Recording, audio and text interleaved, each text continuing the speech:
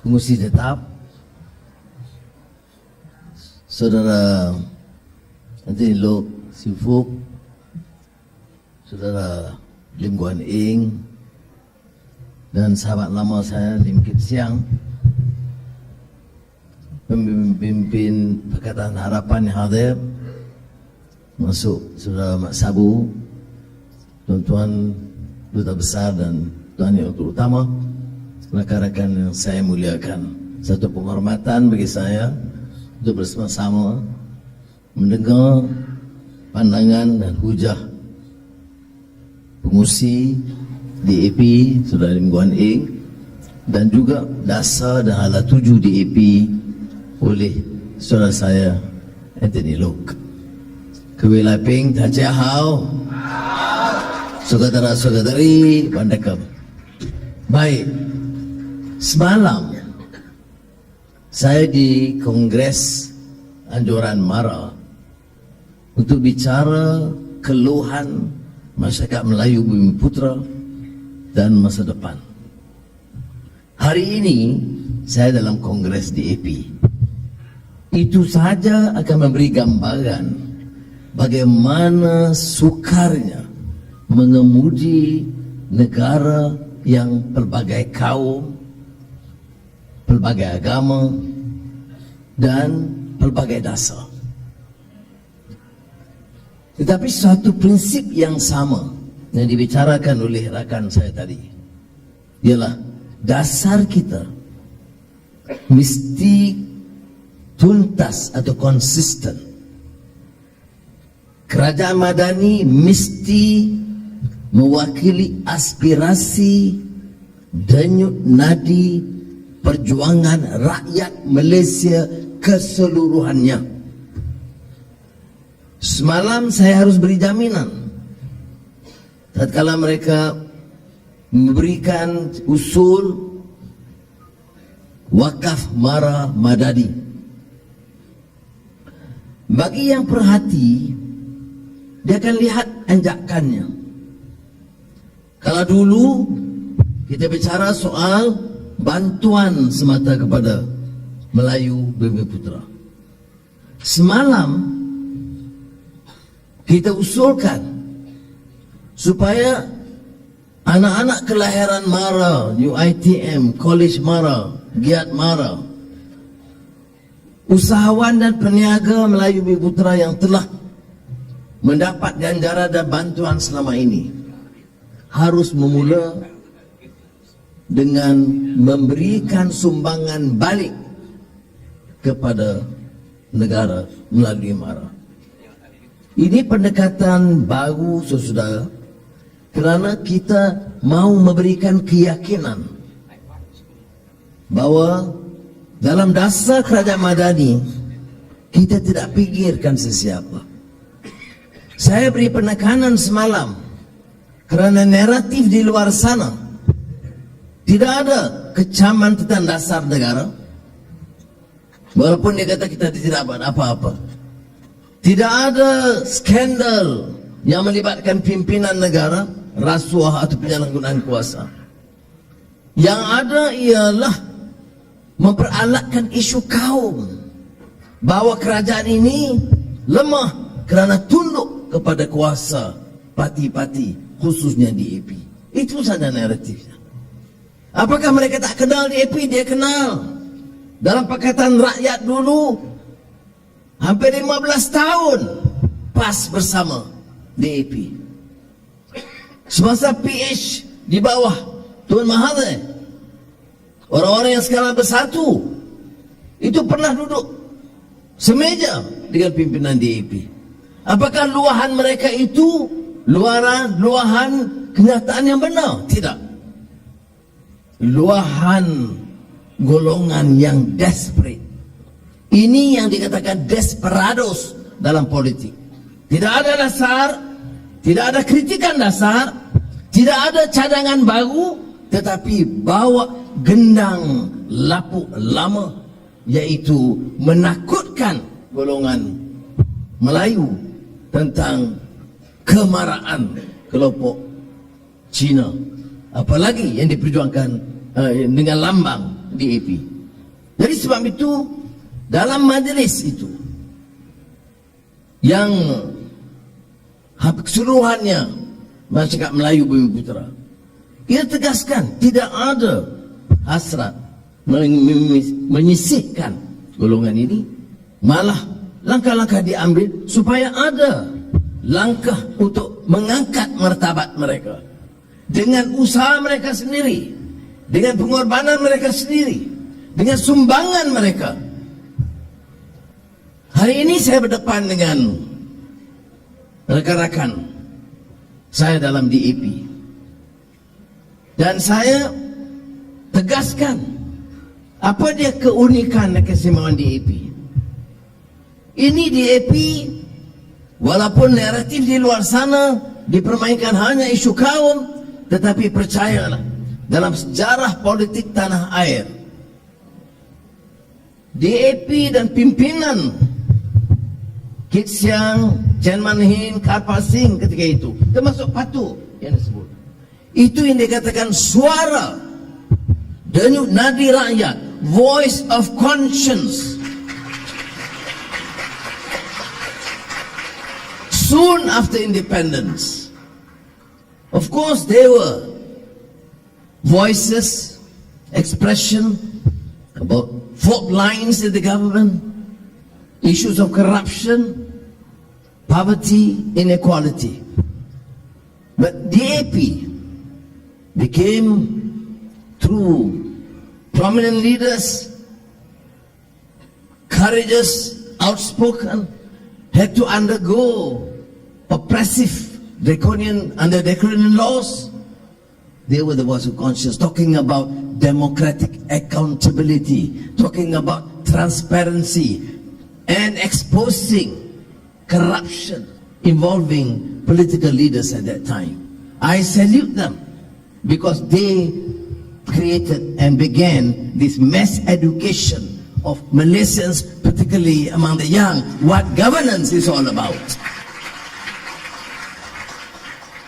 Jadi saya tidak memilih untuk apologetic dan defensif. Saya nak semua orang dengar, bukan saja masyarakat Cina atau India, tetapi masyarakat Melayu umumnya, bahawa pendekatan dengan DAP itu pendekatan untuk mengangkat martabat negara, mengukuhkan institusi governance dan democratic accountability dalam negara kita. Dan untuk berjaya, kita perlu dukungan dan penyertaan semua kaum, semua rakyat negara ini. Negara ini tidak boleh mengikuti rentak yang berlaku di banyak negara-negara lain di mana ada masyarakat pelbagai kaum. Mana ada negara di dunia di mana percaturan dan pertembungan antara kaum dan agama berterusan yang boleh maju dan stabil? Tidak ada. Jadi kita ada pilihan. Boleh jadi hero kaum, boleh bawa pandangan chauvinistik, boleh pertahankan kefanatikan kaum dan agama, atau menyelamatkan bangsa dan negara. Saya ucap terima kasih kerana rakan-rakan dalam DAP membuat pilihan seperti kami juga dalam keadilan dan dalam amanah, dan sekarang OPCO, dan sekarang dalam rakan-rakan kita UMNO, GPS, GRS, sekurang-kurangnya memberikan dukungan berdasarkan prinsip ini, bahawa negara ini mesti tegak atas landasan yang betul. Ya, tidak mudah. Sebab itu saya mulakan dengan menyatakan semalam saya dengan Perhimpunan Melayu dan hari ini dengan DAP yang pada persepsi orang Melayu itu tidak mendukung suara Melayu. Tapi ini kita harus navigate. Pertama, nyatakan yang benar. Kedua, nyatakan dengan berani dan tegas. Dan ketiganya, menyatakan bahawa kita tidak ada pilihan. Tidak ada negara di dunia, saya tegaskan, yang berhasil kalau diizinkan suara dan lawangan kaum itu berterusan. Itu yang pertama. And we have, I will reiterate what was voiced out by the Secretary General.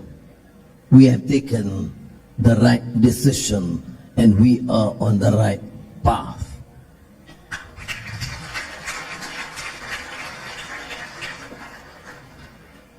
Tapi apa bedanya kita dengan kerajaan terdahulu? Kita tegas dengan keputusan kita melaksanakan reform. Dalam reform, ada yang takut reform, yang merasakan reform itu tidak menguntungkan kaum mereka. Tapi di kalangan yang pro reform, ada yang kurang sabar, dan saya nak ajak rakan-rakan gunakan kebijaksanaan. Semua revolution dalam sejarah itu tidak berjaya kalau pimpinannya itu gopoh melaksanakan perubahan. From the French Revolution, we have learned that liberty, equality, fraternity, itu slogan yang diterima umum. Tapi kalau dilaksanakan perubahan terlalu mendadak, dia lahirkan Robespierre dan the Reign of Terror. Dan 10 tahun setelah Revolusi Perancis, nasib rakyat miskin masih kekal tidak terbela. Kerana pimpinannya bergaduh soal reform, tidak fikir soal rakyat. Jadi bagaimana kita harus imbangi? Sejarah temu terakhir, Poland, Joh Walesa, Czechoslovakia, dia bawah sahabat saya yang menjadi presiden, menyatukan hasrat bawa perubahan, a very decent man, a great writer, a Nobel laureate, tetapi gagal. Czechoslovakia berpecah jadi dua, Czech dengan Slovak. Hasrat dia bawa perubahan terlalu laju, menyebabkan ketegangan berlaku. Apakah ini saya nak berikan alasan untuk tidak bawa perubahan? No. Dalam masa 2 tahun, sudah lihat, dari segi keuangan, ekonomi, Fiscal Responsibility Act, maknanya Perdana Menteri serah kuasa unjuran ekonomi kepada Parlimen. Dan umumnya Perdana Menteri atau Menteri Keuangan tak mahu serah kuasa itu. Kemudian kita sediakan tentang Procurement Act, supaya dasar perolehan dan tender mesti ikut proses yang betul. Kita pindah Parliamentary Services Act untuk memberi kebebasan kepada Parlimen, walaupun pembangkang menentang dengan cara berkecuali. Ini semua dilakukan dalam tempoh 2 tahun. Pindaan perlembagaan yang disebutkan tadi, memartabatkan kuasa wanita. Kerana bagi kita tidak boleh sabar. Parent dalam perlembagaan negara kita bermakna bapa. Mana mungkin parent jadi bapa satu orang. Tapi itu termasuk dalam perlembagaan. Maka kita pindah bapa dan ibu. Tetapi proses pindaan itu tidak mudah. Kita mesti dapat kesepakatan ke semua. Sekurang-kurangnya ada 2/3 undi. Kena bawa rojok kepada Balai Raja Melayu. Ada juga beberapa pendirian mereka, pandangan mereka yang harus dibawa balik kepada Parlimen. Ada juga pertimbangan keselamatan. Ada juga bahaya dia angkut dari luar untuk mendapatkan hak kewarganegaraan. Sebab itu dia mengambil masa. Tetapi apakah kita berundur? Tidak, kita terus. Ada cadangan yang saya setuju, menghadkan kuasa jawatan Perdana Menteri 10 tahun. Kerana kita tahu kalau sampai 22 tahun besar negara. Saya setuju. Tetapi kita sedang undi untuk mendapatkan dukungan semua parti supaya ada 2/3. Jangan bimbang. Kalau saya, tak mungkin lepas pada 10 tahun. Dah 2 tahun pun dah penat dah. Tetapi saudara, dari segi bukan saya malah keadilan dan PH. Kita setuju. Tapi kita harus bina. Ini dia yang dibincangkan soal rundingan dan kesepakatan. Kita kena tegangkan dan dengar bila ada kesediaan 2/3, kalau ada persetujuan 2/3 sesi akan datang, kita boleh pindah. Tetapi jangan bawa usul kalau belum cukup, kerana yang pembangkang ini apa dia kata pun kita tak boleh percaya sebab dia boleh ubah. Fatwa dia boleh ubah ikut masa. Ini terkait juga tentang Badan Kehakiman. Semalam Badan Peguam, Majlis Peguam membawa usul untuk memastikan proses kebebasan. Saya nak jawab, ini Perdana Menteri sekarang dan kerajaan ini dah 2 tahun lebih. Semalam, 2 hari sudah, saya bincang dengan Ketua Hakim Negara. Saya nak tanya, kes mana yang kita campur? Keputusan mana yang saya cakap dan terbincang dengan Hakim? There is absolutely no interference in judicial decisions. None whatsoever. Not even once do I speak to the judges or the CJ or any members of the judiciary. And to me, looking at the context and historical antecedents, this is a major departure from the past. Siapa yang tidak tahu Ketua Hakim Negara ulang alik ke pejabat Perdana Menteri? Siapa yang tidak tahu tentang laporan dan petua on the independence of the judiciary yang pernah dikeluarkan pada tahun 2000-2001? Semua kita tahu. Saya dan ramai rakan-rakan di sini punya pengalaman. Bagi saya itu yang terpenting. For us, do not underestimate this. Part of our failure is failure to communicate effectively. We have done this that no previous governments have done. That the Prime Minister and the government have not compromised on this principle of the independence of the judiciary and have not interfered in any case involving the judges. Bagi saya ini penting. Kita tak campur. Ada beberapa proses lain kita bincang. Tapi kita ingat, ini saya nak sebut suatu hal yang agak kontroversial, Gobind. Ini bukan bermakna Perdana Menteri itu semuanya betul, ataupun Ketua Hakim dan Hakim-Hakim semuanya betul. Mesti ada pengawasan, mesti ada semak dan imbang, mesti ada badan-badan. Apakah dia bayar cukai? Apakah ada propensity untuk rasuah? Kerana ini perkara ini pernah berlaku cara meluas dalam Badan Kehakiman. Jadi kalau tanya saya, setiap perubahan itu harus dilakukan dengan cukup berhati-hati. Yang penting kita mulakan. Apa yang kita mulakan? Jangan campur urusan Badan Kehakiman dalam membuat keputusan. Tetapi kita nak pastikan yang dilantik itu cukup berwibawa, cukup bebas, dan tidak terjerumus dengan kepentingan perniagaan dan rasuah. Ini tanggungjawab kita dalam kerajaan. Sebab kita yang kena jawab di parlimen dan kita kena jawab pada rakyat. Dan kita tidak boleh bicara dan kemudian kata kami bebas, tidak akan dipersoalkan. Yang akan dipersoalkan itu Perdana Menteri dan Jemaah Menteri. Oleh itu, biar ada komitmen. Yang pertama, kebebasan Badan Kehakiman. Tapi semua perubahan lain harus kita teliti supaya jangan kemudian membawa kerusakan kepada sistem kefahaman dan semangat perlembagaan kita. Jadi saudara, ada agenda lain. Saya tidak bermaksud ini ucapan dasar itu oleh Susah Agung. Tapi oleh kerana disinggung hal-hal ini, saya ingin ambil kesempatan jawab. Tapi saya nak bagi keyakinan begini. Kita ini bangkit baru-baru ini dengan cetusan reformasi.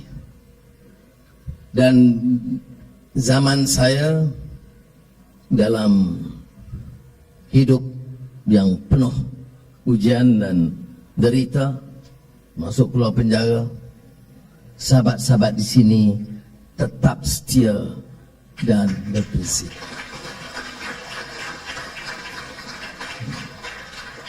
Bukan kerana individu Anwar, tapi kerana prinsip yang kita pertahankan. Sekarang kita ditampuk kekuasaan. Kita tidak akan khianati amanah itu. Ya, ada yang kita janjikan yang belum mampu kita tunaikan. Ada yang menemplak kerana kita janjikan tak sampai dapat dilaksanakan. Termasuk ini Perdana Menteri 10 tahun. Kalau tanya saya, kalau kuasa mutlak saya, esok saya luluskan. Tetapi saudara tahu bedanya, saya bukan diktator. Dalam semua keputusan saya kena gunting. Dalam semua keputusan yang memerlukan pindah perlembagaan, saya mesti dapat konsensus 2/3. Tetapi saya ingin bagi jaminan kepada rakan saya di AP, we will never compromise on the core policies and values of this country, which means a democratic society, a just society, that no one person should be marginalized or discriminated against. That is our policy, and that policy remains. Jadi ini, saya nak bagi jaminan dengan suara ini, betapa sukarnya pun kita akan dapat bersama. Dan saya ucap terima kasih sekali lagi kepada saudara Lok dan pimpinan DAP, dan juga yang bukan besar tapi tidak turut bertanding. Kerana ini kawan-kawan lama ni, sahabat-sahabat yang cukup setia. Saya tidak pernah bergusing kalau Kailun pendirian saya dan tanya, Kawai, you see, it's interesting. Not that I communicate with them daily or even weekly, but I don't worry at all because I know they are with us as a team and committed to this struggle without compromise. Jadi sekali lagi saya ucap terima kasih kepada saudara. Selamat bersidang. Kalau ada suhu panas sikit, bagi tenang. You know what I mean? And I look forward to working together as a team. I'm very appreciative of the fact that both of them have given strong commitments. And may I again reassure you that this principle, these policies, and this government, Madani, is here to stay and serve the people. Terima kasih. Assalamualaikum.